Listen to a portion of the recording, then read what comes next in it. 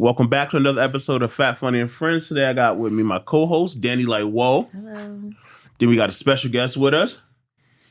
Wilfred LaSalle. What's saying those name? I thought you were going to introduce me. Oh, my bad. My bad. What happens to being hospitable? Right? We got a special guest with us, Wilfred LaSalle. So let's just get into it. Tell us about yourself. I'm a filmmaker, and I'm from the Bronx, and I decided to start making films back in 2019. I had this vision. I was in the gym. I was working out, and the first film that I made was called Hilo. Went home, wrote the script. I didn't go to any fancy film school. I certainly didn't know how to make a film. And it just transcended from there. I just started making film after film after film. And now our latest film is A Security Guard. We're going to get into that later. All right, so let's talk about growing up in New York. How was it? I grew up in the projects. So a lot of people, when they look at me, they think that, this is this white kid. He grew up he grew up with a white picket fence and a teacup Yorkie. And it's further than the truth. I grew up very rough. My mother was a single mother. She put herself through college, worked 2 jobs. My sister gave up her childhood to basically raise us. And so I'm no stranger to hardship. I just decided that if I wanted something I've never had, I got to do something I've never done.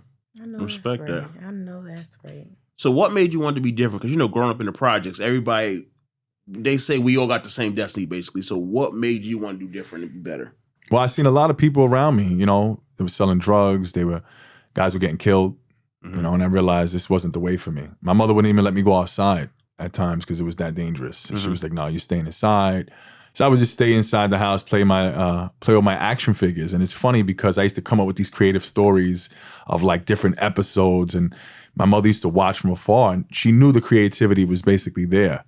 And it would take its precedence later on in life. But growing up was rough, man. I mean, it wasn't, but it molded me into who I am. It taught me that you're always one decision away from a totally different life.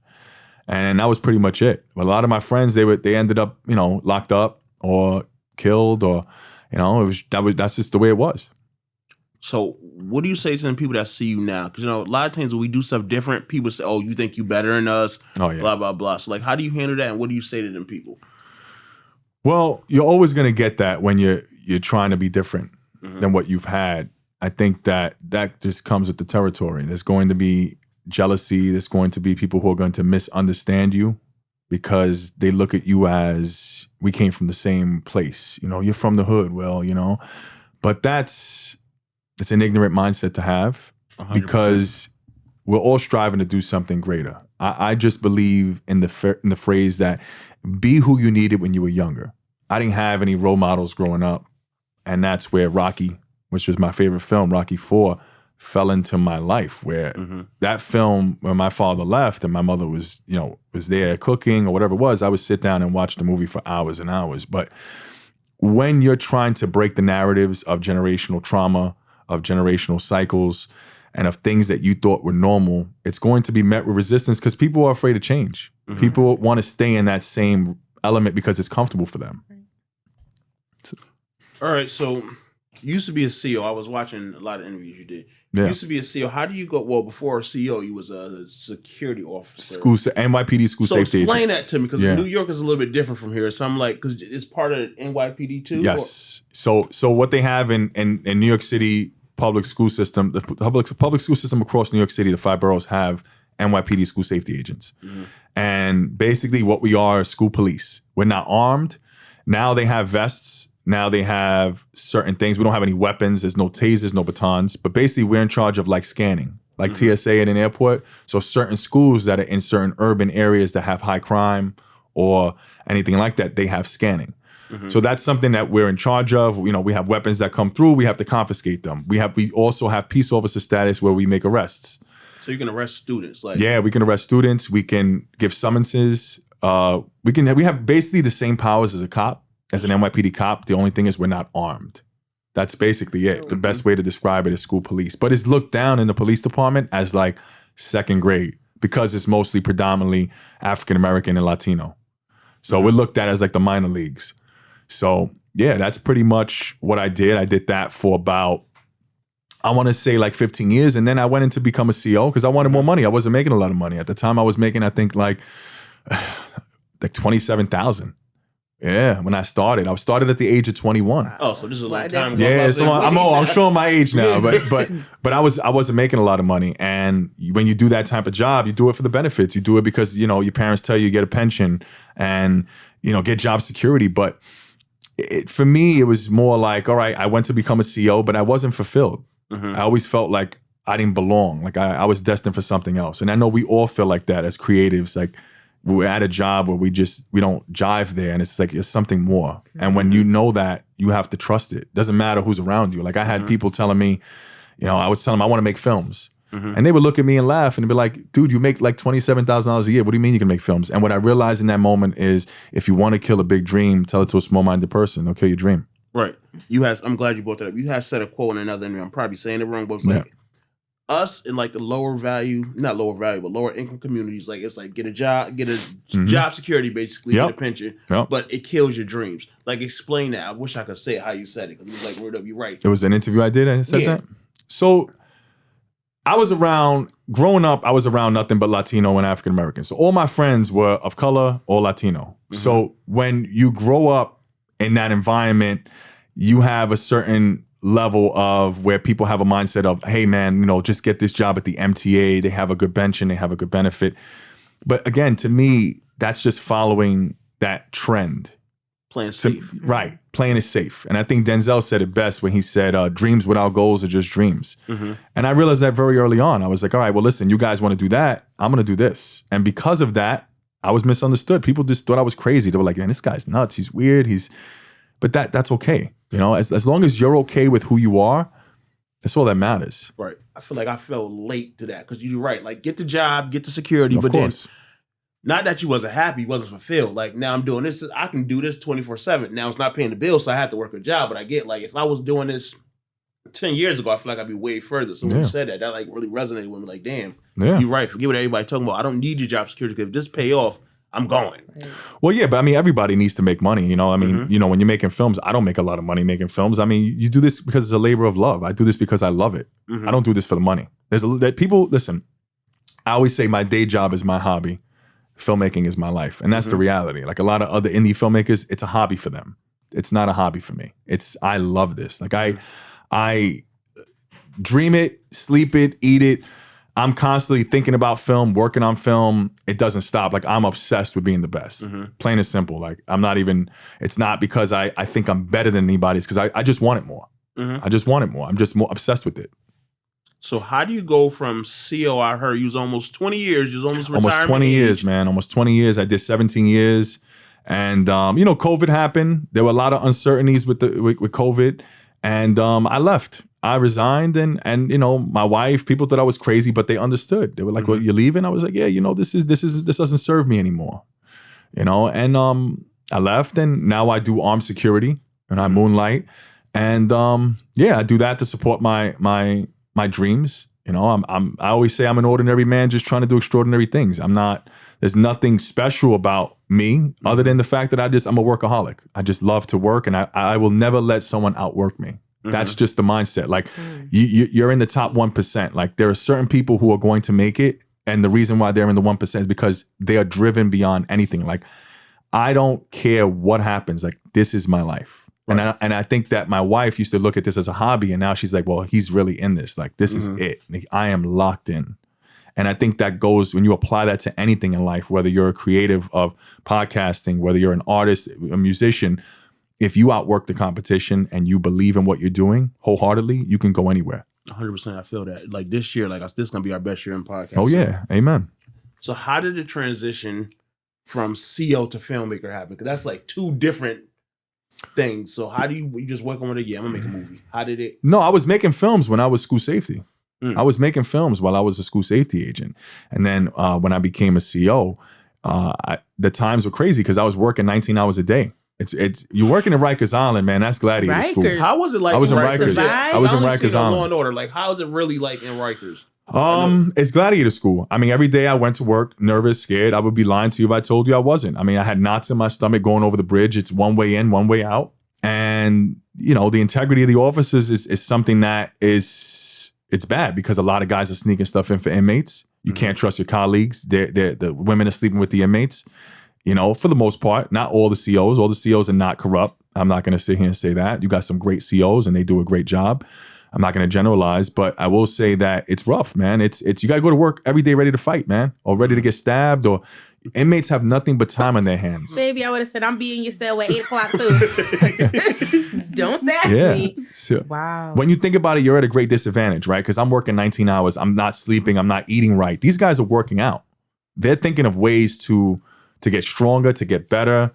They're thinking of ways to harm you. They have nothing but time on their hands. So you're at the disadvantage, not them. And it's dangerous. It really is. You know, like I tell everyone, I think everyone should work in a jail at least one time in their life. Because she tried it. You did? A day. Wow. She's a nurse, but yeah. Okay, so you went to be a CO? No, a No, a nurse. nurse. Oh, nurse. Oh, nurse. Okay, One yeah. day. And you left. One day. Nurses is a tough job, man. It's a tough job and it's scary. It is scary because you don't know what to expect. You don't know what's on anyone's mind. And Right. you have to fend for yourself. And then you have CEOs the same size as me. So I'm who's gonna like, protect where do me? people built like Yeah. Arnold Schwarzenegger? Like, what's going on? That's like, funny. why you have Midget Matt as a CEO? Like, what? But I don't think that was for me.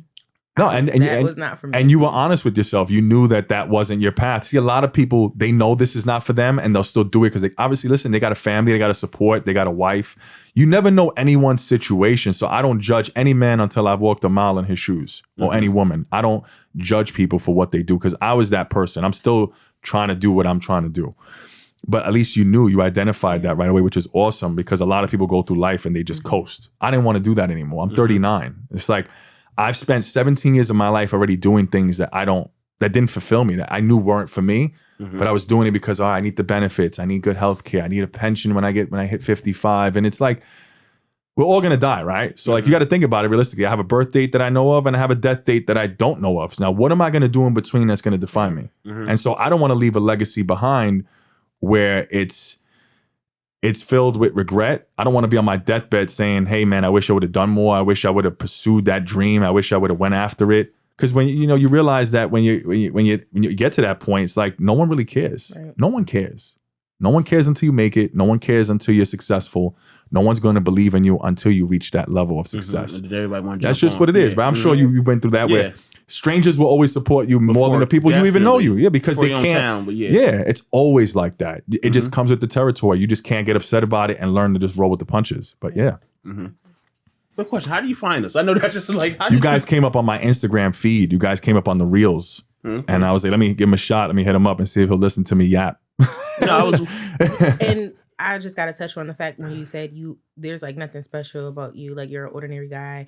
Just this brief moment of us sitting here, like it's so inspiring to hear someone tell their story and to like you're motivating me, even though like sometimes I feel how you feel, but it's like, oh, I could be doing more, but I don't think highly of myself like that. Like I can't explain it because I do, but I know I can do it, but like when you launch into something you're not sure of, it's like, damn. Anything can happen. But hearing you say it, like you are special because you have the ability to just tell your story and be yourself and motivate the person sitting next to you. Well, thank you. I appreciate that. It took me a long time to get comfortable with who I am because I had to get rid of who I wasn't.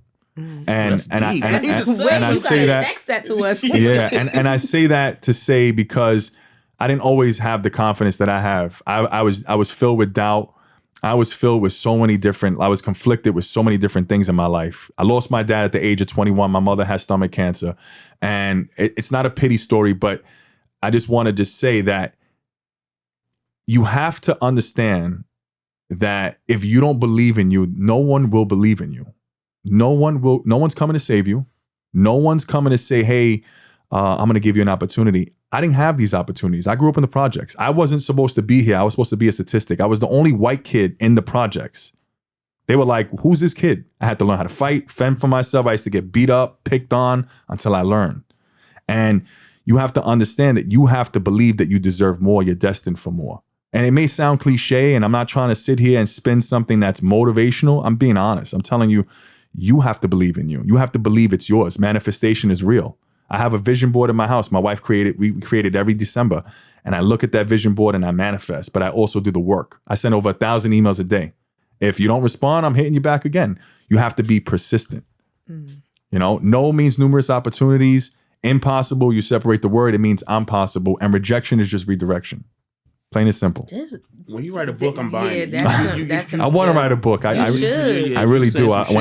Thank you, man. Yeah. So many Jews were dropped. You dropping some shit. You got the bomb? We thought we said some stuff, but you said some shit, but he been through it. So like, thank you, man. I think we're at the stage. I know I'm at the stage now. You're right. Like, I'm not fulfilled at work. So like, I might have to just launch out and just do the thing I want to do. I might as well do it. So like, she right. This conversation is really like motivating. Fuck it, just do it. Go all in. Yeah, I mean, listen, you have to do it. No one's gonna do it for you. Like I had to realize that. I was like, listen, I'm working at this job, and you know when you look around and you're like, okay, I'm the smartest person in the room, right? And I'm not trying to sound like I'm higher than anybody, but right, we all feel like, man, you know what? I don't belong in this room. Like I'm over this, right? Or you feel it in your stomach, like your spirit is telling you, like, nah, this is not it. Like I don't jive. This is not my vibe. Like I just knew it wasn't the room for me. I knew I was like, all right, if I'm the smartest person in the room, I gotta get out this room. Right. You know, I never want to be the smartest person in the room. Never. You want to be the guy who doesn't know crap. So then it's like, all right, well, listen, I can learn. You can learn from everyone, even if. You can learn from person not like saying, okay, I'm never going to be that guy. My fear is being him because he's unsuccessful and unmotivated. I was around a lot of people who were just settled. They were just like, yeah, I'm comfortable. I'm just going to be this person. I'm just going to wait till I'm 55 and get my pension. And then what, live 3 years and die? And then die with all the dreams and aspirations. Or die with all those dreams and aspirations at your grave. David Goggins says something really, really important. I don't know if you watch David Goggins. You know who he is? David Goggins, the Navy SEAL. David Goggins said that his biggest regret was he didn't want to die, and then they're calling his name, and they're like, David Goggins, 220 pounds, Navy SEAL, became a motivational speaker, wrote a book. He said he didn't want to be that person. It was like, well, God, he's like, no, that's not me. And God's like, no, this is who you could have been. I don't want to be that person. So if I can inspire people, if I can help people find, what's deep rooted in them, I'm going to do that. I truly believe that I'm in this position and I've gone through everything I've gone through in my life to help people. And that's what I want to do. I want to be a beacon of hope for people. I want people to look at me and be like, hey, man, that guy, Will LaSalle, you look at him from the exterior, you think he's some white kid who grew up privileged. I didn't grow up like that. Like I grew up in the hood. Like people look at me and they're like, there's no way. I'm like, yeah, dude, like this was my life. Like, poor, government assistance, you name it. And when people people of color meet me, they're like, sometimes they're a little standoffish with me because they're like, oh, this is white kid, who's this guy coming in here? And they're like, yo, dude, like you're really from, I'm like, yeah, like I grew up, like it's a different life, and I mean, everyone goes through things. You just got to just learn to bounce back from it and just learn we're all born with a talent. It's up to us to discover it, All right, so how did your family adjust from having CO money to creative money? Because it's not the same. Well, I'm single at the time. I was with my wife, but I don't have kids. So, it was a hard lifestyle. Like I had to make life decisions. Like it was like, all right, I was living as if I was making that type of money. So, the car that I was driving, I was like, okay, I got to downgrade certain things. It was humbling because it was like, okay, you always realize that we take so much for granted. And the lifestyle that I had, being a CEO, I had to like downgrade and learn like, okay, I had to learn needs and wants, right? I don't need a fancy car. I want a fancy car. Cut down on the cable. I got to cut down on this. You just make changes. You just make these changes to survive, to live another day. That's pretty much what it was. Like my wife was like, listen, your mental health is more important. Like I became institutionalized working at Rikers. Like, it was bad. Like I remember just like the way my attitude changed, how aggressive I was with people, because it's just what it is. You're working in a jail with nothing but killers, and it's no joke. Like, my wife used to ask me like, how is it? Like, is it really that crazy? I'm like, yeah, it's gladiator school. Like there's guys getting shanked, there's guys getting stabbed. Like it's war. It's a battleground. Like Rikers is no joke. And the COs do a tremendous job. I mean, hats off to them, the men and women who serve and do what they do. Not all COs are corrupt. Some of them, I met some great people on the job that are phenomenal. You make a lot of money, but you just don't have the time to spend it. That's just what it is, man. I was too tired to spend the money. Yeah, 19-hour days is crazy. That's crazy. Yeah, and then having to come back. That's hot. Wait, so You go into that's 19 considered a mandated. triple. So I would go in from 3 to 11. I would have to leave my house when I lived in Westchester County. I would leave my house by 1, go through scanning, go through metal detection, go through special ops, everything, all through the gate. I was lucky enough to walk to the island. On the island, you can't walk on the island, only to my facility, which is RNDC.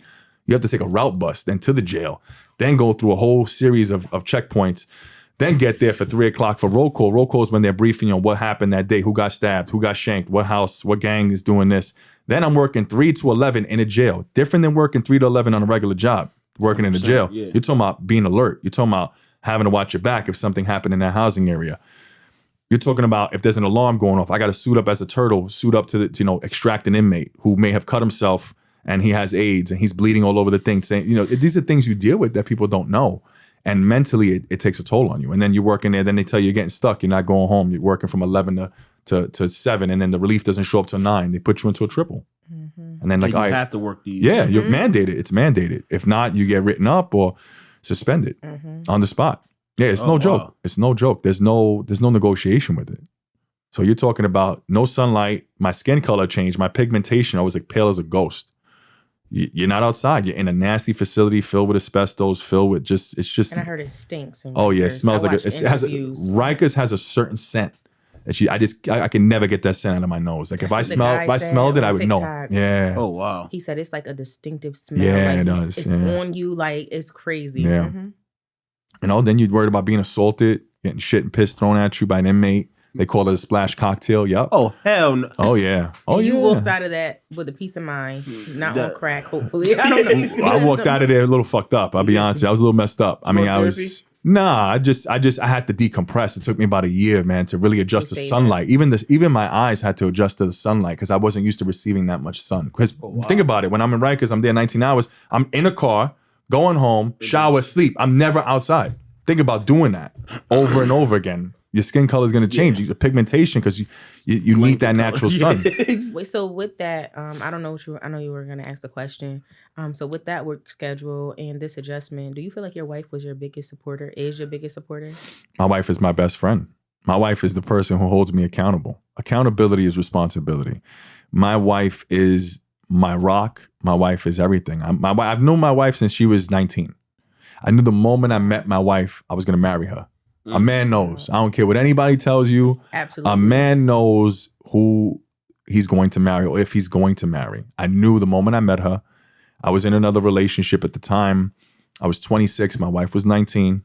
7-year difference. It's okay. But fast forward years later, we went on this hike. We were inseparable. My wife is honest. My wife will tell me when I'm out of line. She holds me accountable. She calls me out on my bull crap. She's like, nope, you did this. This is no good. I don't want to hear it, but most of the time she's right. Almost all the time, actually. But the best thing that ever happened to me, saved my life. I would not be where I am now without Courtney LaSalle. Wow. That is what I will tell you. I know that's right. Yep. You need a good partner. Mm-hmm. Oh yeah, that's like hitting the lotto, man. I mean, that's so important to everything. It's vital to your success. It's vital to your mental health, your physical, financial, spiritual health. It really is. Let's jump into films now. All right, so how many films have you created so far? 6 films in 6 years. Jeez, so you've been working. Yeah, I'm working, man. I'm working hard. So how do you create, because like I've been telling people, I'm trying to write a movie, but I get 10 minutes into it. And then like you get ADD? Yeah. You start thinking about something else? I know, I'm the same way. I tell them I got ADHD in HD in high def. Like, so I know, I'm the same way. Like seriously, because that's hard to write, and you write, direct, and all that. I write, direct, produce, and I shoot. I shoot the films. So how do you get that done in 6? Because some like the Hollywood movies, it takes like 2-3 years to create one movie. Which is why I always tell people I'm the greatest independent filmmaker in the world. There's no one doing what I'm doing to the magnitude that I'm doing it. You know how hard it is, like you said, to produce a film every year, feature film every year for the past 6 years. Right. I do it because I'm obsessed with it, because I genuinely just love it. Okay. I'm a perfectionist in everything that I do. I put 200%. My actors and actresses are phenomenal. This company would not be what it is without them. 85% of my cast are African American and Latino. So with that said, my company was created so that I can give them an opportunity to be in front of a camera, because most of the time they're working on power, they're doing background work. Right. They're pedestrian number 4, or they're, hey, stand there for me. They're never going to get that exposure and the opportunity that they need to excel. So that's why I created the company, to give that person an opportunity. Okay. Right? Goes back to what I said, be who you needed when you were younger. Right. Right? I didn't have anybody to say, hey, Will, here's an opportunity. So I'm going to be that person for people. I respect that. And, you know, thank you. And so they love me for it. A lot of them are very thankful. I'm thankful for them. They don't get paid monetarily. They get paid through reels, acting reels, which is the same thing. And they're able to shop for agents and get on all these bigger networks. So when they see my quality, I had one of the production guys, he came in and he saw one of the reels that one of the actors had. He goes, what production is this? He's like, oh, it's an independent production. He's like, no, like, he goes, yeah, and the guy doesn't have a budget. I don't have no budget. And he's like, he's like, wait, he's like, no, this looks like he has a $90 million budget. And he's like, no, this is Will LaSalle. Like, this is what he does. This is what he does, you know? So yeah, I mean, listen, that's what it is. I produce the films. I love this. Like I told you, most people view making films as a hobby. No one's doing it to the quality and the level that I'm doing it. I'm obsessed. I'm obsessed. I get 10 minutes in, I say, you know what? Yeah, it's no joke. What I'm doing. Like, so I give it to you. So how do you fund these projects? Because like this costs money. So I know something like that is like. So for me, it's me just funding it out of my own pocket. I fund everything. I don't have investors. I don't have sponsors. It's just me. Wow. Just me, just a regular guy, just trying to do great things. Just and so you really gotta love what you do if you put everything. I put everything. My wife would kill me if she knows how much money I spend. But, you know. But you gotta love it, man. You got listen. I've gone broke making these films. I've gone into serious debt making these films, but that's what it takes. It takes that. What are you willing to sacrifice to get what you want? And a lot of people are not willing to do that. They want all the credit. They want to act like they do the work and then receive all the glory. That's what this industry is. It's filled with ego and narcissism and a lot of different people who come in, yeah, I want to slap my name on that, but they don't want to do the work. They don't want to put the work in, man. They'll sit here and say, hey, look, Will LaSalle's doing this, but you know, I want this credit and I want that. And I'm like, dude, do the work. You can be where I'm at. You're just going to have to outwork me. And to outwork me, you got to give up everything. You got to give up sleep. I get up at 4 a.m. 4 I be trying. I swear for God, I be trying, but I roll right back over. 4 a.m. You're right. You get so much. Between 4 to 6, you'll get so much. Oh, done. yeah. By 4 a.m, I'm up. I'm at the gym. I'm working out. I'm sending my first email by like 6:15 in the morning. I have a task for the day, make the bed, write down in my gratitude journal the things I'm grateful for. It's a good thing to get on Amazon. If you ever want like a gratitude journal and a vision board, phenomenal. But remember, you have to do the work. You can't just put it in there. I look at the vision board every day. Okay, what do I have to work on? Right. But I'm obsessed with this. Like there is no, I don't think about nothing else. And it's crazy because my wife and I get into argument. She's like, oh, you talk about as your films. I'm like, listen, you give me an opportunity to talk about my films. That's it. I'll talk about my films. But you got to love it. Like I assume you guys love the podcasting and you created this and it probably took a leap of faith to make this. And look, thank God you did it. Because look, now I'm able, a guy like me, to share his story on your segment. And thank you for that. Because I appreciate you. No, thank you. You created this. This is amazing. We're all creators. We just have to realize, okay, yes, we can.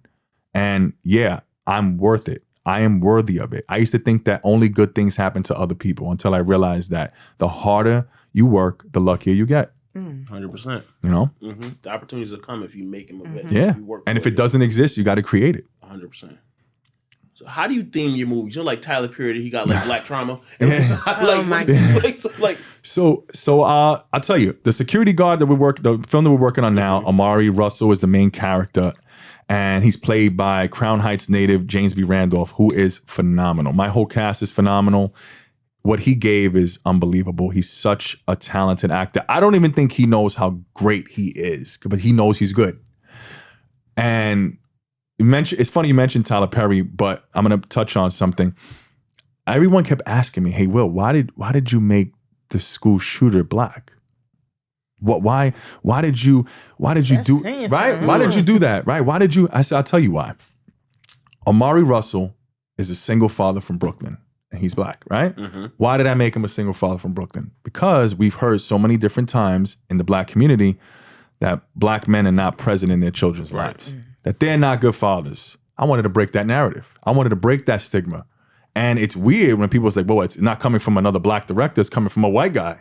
Well, this white guy got a little soul in him. This white guy's been in the hood. He grew up in the hood. And, you know, like my cast says, hey, Will, you're our favorite white boy from the hood. And I said, listen, man, I guess. But I wanted to make him a single father from Brooklyn because I wanted to break that narrative. I wanted to show that, no, black men are present in their children's lives and they're phenomenal. And you see him in the film advocating for his daughter. Now, why did I make the shooter black? Okay, here he goes. Most school shooters statistically are what? White or Asian. Well, Asian? Yeah, Asian. Virginia Tech, a couple of them were Asian. Oh, yeah, Virginia. Yeah. But statistically, they're white. And I said, well, I made them black. And they're like, well, why? I said, well, because I wanted to show that a school shooter could be anybody. It doesn't have to be a particular profile. I wanted to change that narrative of, okay, well, made him white, we're going to make him black. Make him anything. But he's also an athlete because a school shooter really doesn't have a profile. When you look at all these school shootings that are happening, it's like, well, we never saw that coming. Yeah. We never saw that coming. Right? So I wanted to change that and say, hey, listen, it can be anybody. So that's why that decision was made. That's going to be a good movie. Oh, it's going to be, let me tell you something. I cried filming like the last parts of the movie. It is unbelievably hard to watch. The topics, the things that I'm discussing, it's going to go viral. People are going to be like, man, this guy is either the most loved guy in the world or the most hated because it doesn't go, I'm not going Democrat or Republican. I'm not catering to any political party. What I'm doing is taking an issue that has divided everybody and uniting us and saying, okay, let's hear the Democrats. Let's hear what they have to say. Let's hear the Republicans, right? Let's come up with some kind of agreement. Let's not cater to any side, but let's just have an open conversation, which is something that everyone's so, you know, when it comes to guns, they're like, oh, it has to be this, it has to be that. No, wait, let's hear both sides. Let's see and let's unite people. And I didn't want to lose people. I wasn't going to make it a Republican or cater to Democrats or it goes down the middle. And I think that's the best way to do it because it unites people. It gets the attention of everyone. It does not divide the audience, and it's just better for everyone. I think we're all affected by this, whether you're a parent, you're just driven to this subject because it's such a big fear for most parents here in America. Is if a school shooter walked into the building, like what are we doing here, right? Everyone thinks they're ready for something until it happens. So if you could sum up the movie, like give me a synopsis so I can put it in the reel. Give me a synopsis of the movie. So the movie's about Amari Russell. He is a single father from Brooklyn. His daughter has a coping mechanism. She uses a bear named Mr. Snuggles. She needs this bear to function on a daily basis, but the teachers in the school, they deem it to be a distraction. And he goes on this like crusade of basically like advocating and going against everybody for his daughter to have, so she can have that bear. She needs it. They make fun of her. She's bullied in school about it. He takes the NYPD police exam. He gets psychologically disqualified, which happened to me. A lot of what you're going to see in the film with Amari is my life. Him, when you see the trailer, I don't know if you saw him saying, it's a stop sign, not a Coke sign. That was me doing security. I used to yell at people because they used to just run the stop sign. But he becomes a school safety agent because his dream of being a cop, it gets shattered. So he becomes a school safety agent. He ends up working in his daughter's school. And then it normally never happens under these pretenses, but for what happens in the film, he's closer to his daughter. School shooter enters the building and boom, everything just takes place. Wow. Oh, this is going to be fire. I'm playing the movie. Yeah, that's... Oh, it's going to be, let me tell you something. The audience is going to be fully invested. I'm going to be handing... Are you doing a premiere? Yeah, we're doing a premiere in March. We're doing listen, if I have the extra seats, you can come. I'll reach out. Yeah. Right now, we're stacked. I got the mayor of Mount Vernon coming. Oh, okay. I got councilmen coming. I got the media that's going to be there. It's going to be huge. We do it every year. This time it's massive. It's the biggest premiere ever. Like we're trying to get ABC 7, Pix 11, all of them there because I've been on all those networks. Yeah, that's gonna be my next question. Yeah, finish what you're saying. Then I'll jump into that. Yeah. So yeah, basically I have the tickets. You guys are there. You know, I'm trying to get I invited all the guys that I've been on the podcast. They're all coming. So basically when he enters the school, you know, things happen and tragedy strikes. And I can't tell you what happens, but I can tell you that you're gonna need tissue. You're gonna be crying. Because I was crying, so I can only imagine somebody coming in. Yeah, somebody imagine coming into this like, oh my God. At the end of the film, I just hope that people really think about everything, right? We're so divided on so many different things. And what we don't realize is we're all human. Like we all, if you cut me right now, I bleed red. Doesn't matter, right? We need to come together on a bipartisan agreement. And I'm not political. This film is not political, but I think what we need to do is just unite, man. We all want the same things. We just want it in different ways. Right. And with that, it's going to have to come with some compromise and some change. But unfortunately, people get stuck in their ways and they're married to their beliefs and their political beliefs. But I'm hoping that this film changes that and really brings people and say, hey, you know what, man? The security guard, man, you got to see that. It's really amazing. I'm not saying it because I wrote it. I'm telling you the actors, what they gave. Rashay Robinson, Kyle Bland, Rob D'Angelo, James B. Randolph. These are the actors that the world does not know, but they will know very soon as the greatest, because that's what they are. So after the premiere, how else can we see your movie? Like, is it Tubi? Is it so like we're trying to stay away from Tubi because Tubi gets those bad reviews about being a Tubi movie. It will be on Tubi, but we're working with NBC to get it on Peacock. Okay, no, Peacock. Yeah, it's going to be on Amazon Prime first. It's going to go Prime first, Apple TV. It'll get to Tubi later on. But right now, we're in negotiation with the lawyer trying to get NBC, who owns Peacock, to pick it up. They've been fighting with me on this. I got lawyers on it. We're working with them, but they've been like really strict on a lot of different things on what what they want, but we're working on it. It's hard. It's no joke. That's probably it's hard very hard to get on Peacock unless. I've seen some Tubi movies on Peacock, like some of their shows. Yeah. They're just selective. Like I said, with Peacock, you have to go through like a lawyer because a lot of these distribution film companies, they only pitch to like Amazon, Apple TV, and Tubi. They don't really pitch to Hulu, Peacock, Netflix. Netflix is a whole nother league. Like you got to have a whole different camera. Like they want to know, like they want 10K quality. They want copyright. They want music cue sheets. It's insane, but yeah. But Tubi isn't bad. I mean, it gets a bad rap. It gets a bad because they accept anything, and it'd be like, it just I hate that. Some good movies though. Like some of the indie films have been really good because Marcus Houston, his movies were horrible at first. Like, I haven't seen any B2K, right? Yeah, like him. No, that was Batman. That was Marcus Houston is Batman. It's Batman. Yeah. Right, so for your time. But I'm like, okay. I'm showing my age. Romeo, right? Romeo, Batman. But his movies are like really better now. The quality, the themes of the movie. So I don't know. I love Tubi. Yeah, I watch Tubi movies. I don't. But everyone thinks it's bad. Like because the ones I click on have horrible quality. Like, is that my hand in that movie? Like I don't like it. Yeah. So how did you get the notoriety for the film? Like I seen you on ABC Pix 11. Like how did you like? Because that's big to me. When I seen it, I'm like, oh, he working. Oh yeah, I'm working. So I have no PR person. A lot of people are like, how did you get on these networks? I'm like, listen, dude, being a pest. I reached out. They saw the film. They loved the trailer. They invited me on, and I was on. And listen, when I was there, a lot of them. Not gonna mention names. Not gonna mention what network. There was an individual who didn't believe I belonged there. He didn't believe. He's like, well. In his mind, it was more of who's this independent filmmaker? Because we get a bad rap, right? You think of independent films, you think of low quality. Right. So he probably thought in his mind, rightfully so, he should think that. No one owes me anything. He should think, like, who is this guy, right? No one knows. You're just finding out about me now. I've been doing this for 6 years. So who's this guy getting live TV?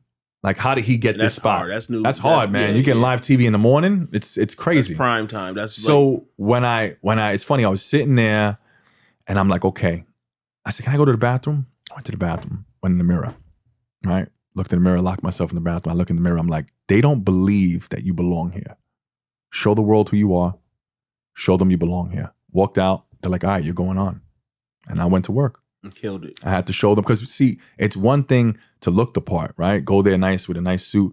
But once you open your mouth, you tell the world who you are. And so they already probably saw Bronx Times, Nitra. Oh, he's from the projects. Oh, he's half Puerto Rican. Oh, he's going to talk a certain way. He's going to be a certain way. No, they were blown away. Right. That person at the end of the interview shook my hand and said, hey, man, you earn my respect. That was all I needed. I didn't need his respect, but it felt, I didn't need it. But you understand what I'm saying? It was more like, okay, yeah, I know.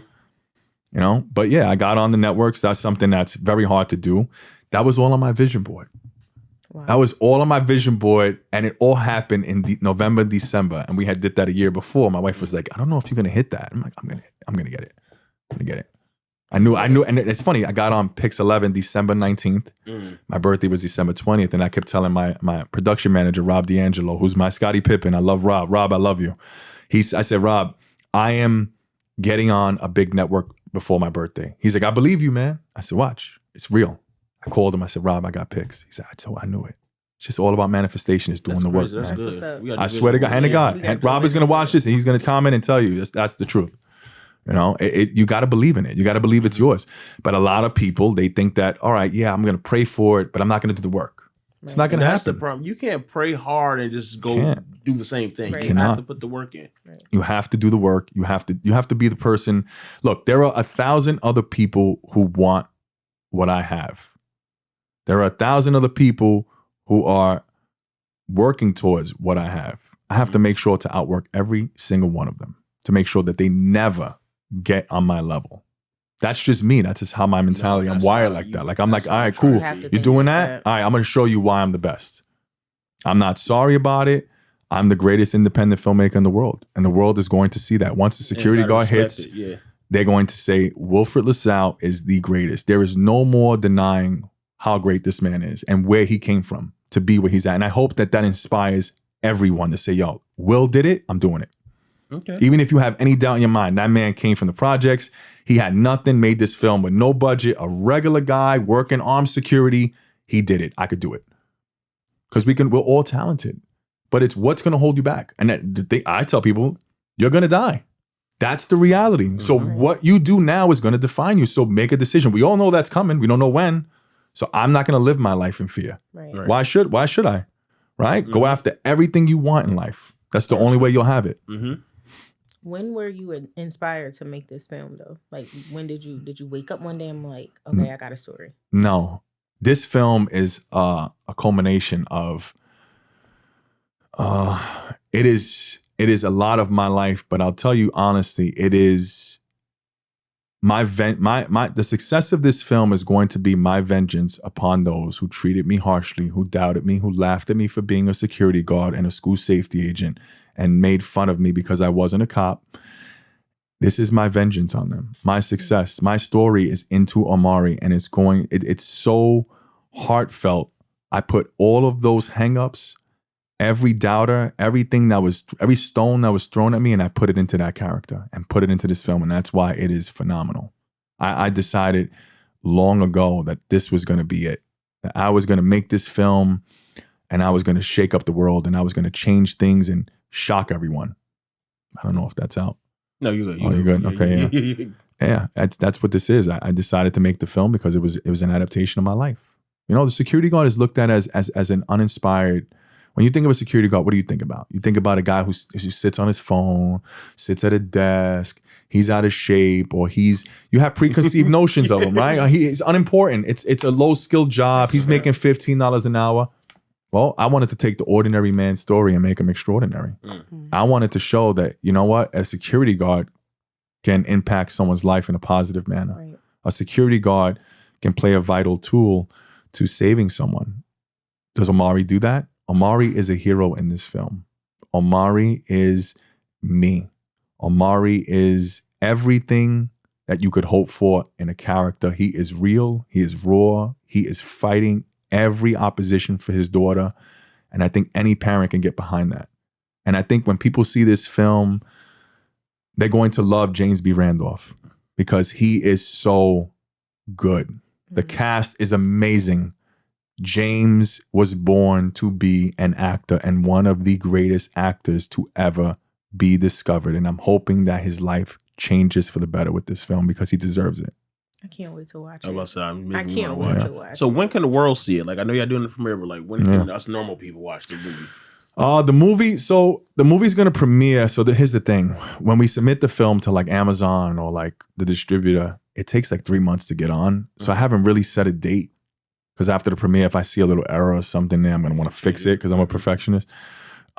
We're aiming for like summer.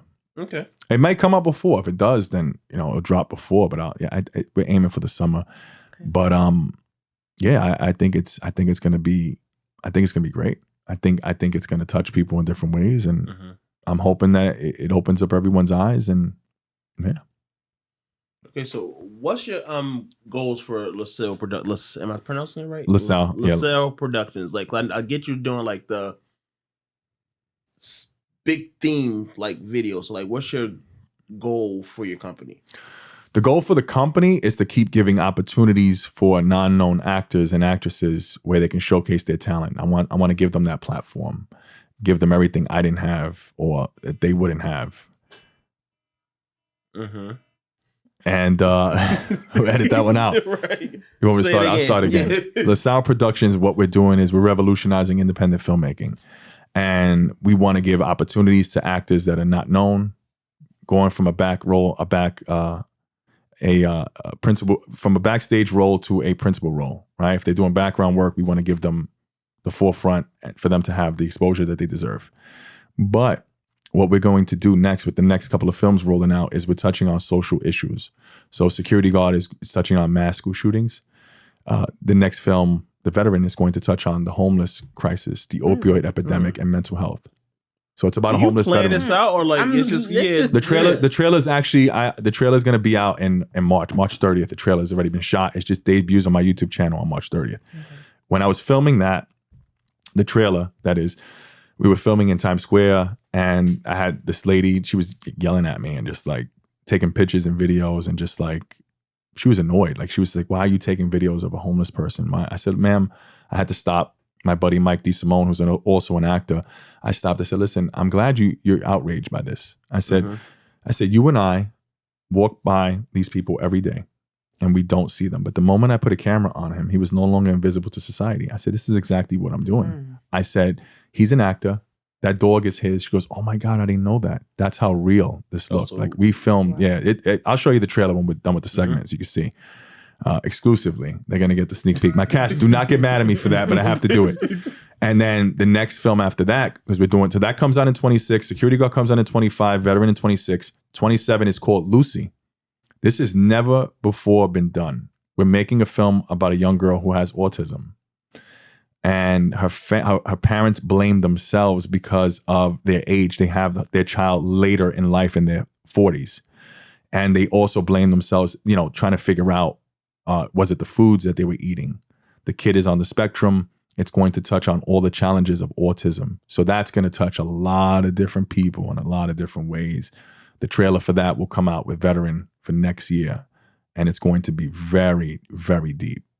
So if you saw Security Guard, it's going to be hard to watch because it's going to be cruel how people treat. Yeah, they're misunderstood. And I have to do my research on it because I want to make sure that I respect any parent who does have an autistic child. I think that a lot of people, when I announced it, they reached out to me like, "Hey man, you got me emotional with this one." Because they saw the logo of it with the pieces. You saw the pieces of it with like and they were like, "This is going to be big, man. Whatever you do, like make sure you do this right." I said, "Oh, I will. I'm going to deliver. I'm Michael Jordan in the fourth quarter. I'm going to deliver. That's going to be really good. Oh yeah, it is. And then after that is my ninth film, which will be Gravestone, which is a prequel to Graves. I don't know if you saw the trailer for that. That was one of my best films today. Everyone calls that the greatest film I've ever made. Gotta watch it. It's on Tubi, it's on Apple TV, it's on Amazon. You look it up, it comes up. If you type in my name, all the movies come up on Google. Okay, so I gotta spend probably tomorrow just watching all your movies. Yeah, watch them. I mean, listen, I think you'll like them. I think you'll be like, "Hey, Will, man, this is awesome, man." But yeah, I just want to be the guy who just touches on all these different topics. There's a lot of directors and a lot of filmmakers are making films about things that really don't matter. I was one of those guys. Now, moving forward, the next 3 films for LaSalle Productions, they're going to be very grounded and touch on these social issues, which I think are very important because no one gives these people a voice. Like the veteran, right? How many homeless veterans do we have walking the streets? That's so strange. Like, how are they? They're all mostly veterans. Like, how did this happen? You were serving the country. Wait till you see the trailer, man. It's heartbreaking. I gotta watch these ones. I'll show it to you. Yeah. I'll show it to you. All right, so I just want to thank you for coming on. Thank you, man. Thank you guys for having me, man. Nah, like seriously, thank you, man. This is my favorite interview. Yeah, because really? you do more like goofy stuff. So like I saw that. Yeah, so like this is real deep. So I sent my wife the Instagram, and she's like, "All right, cool. You're gonna go out to New Haven." I'm like, "Yeah, I'm going out to New Haven." Safe, don't worry. I'm like, "I'm all right. I've never been to New Haven, but I'm coming to New Haven." I want to just thank you for coming because I feel like it made me feel like we're doing something right. Like that's why I asked, like, how did you see us? Because it's strange. Your reels come up. So what you should do, here's a key for every podcaster. When you put out a reel, just hashtag Explorer page. Okay. Your stuff will pop up for people who don't follow you. That helps a lot. Because that just made me feel, oh, we working. People see what we doing. No, you are, man. You guys, and I like the vibe. It was cool. I saw the stuff. I was like, all right, I'll see if they give me a shot. Nah, see if they give the white guy a shot. Let him come on the show. We like to hear everyone. Right. Thank you. Because like we talk a lot of shit. But like I saw that. But I learned a lot from sitting and talking to you. Like it definitely motivated me. Thank you. That makes me feel happy because if I can change one life, I can change the world. You know, if you can change one life, you can change the world. And I think that's power in itself. I think that using everything I've been through in my life, if I can help one person, that means the world to me. Because I was that person who needed help and I didn't get it. No one gave it to me.